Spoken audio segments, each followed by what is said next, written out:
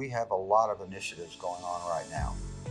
One is, for example, the Clean Sea Initiative that came out from our corporate office, where they've asked us to participate in a program to eliminate all the plastic bottles that we were using for water throughout the plant. And we've done that. And I think that's a great start.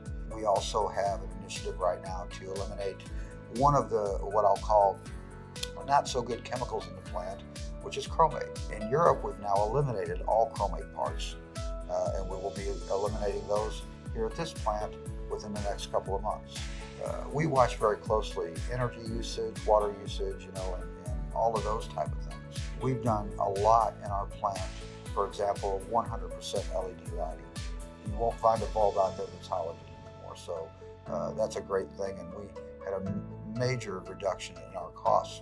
We recycle almost everything. For example, the coolant that we use in our equipment, in our machining shop, we take that coolant and we basically have a machine that will mix it, old coolant with new coolant. So we are only using about 25% new with 75% used, which allows us to basically use our coolant several times before it actually gets to a point that we have to throw it away. That reduces some of the, it's not hazardous material, but it's still waste.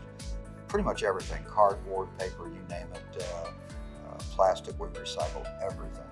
We have very little that actually ends up somewhere in a landfill. We're considered one of the safest and environmentally friendly plants in the state of Tennessee. So we're very proud of that, because not a lot of plants have been able to attain that. So it's a pretty good honor for us.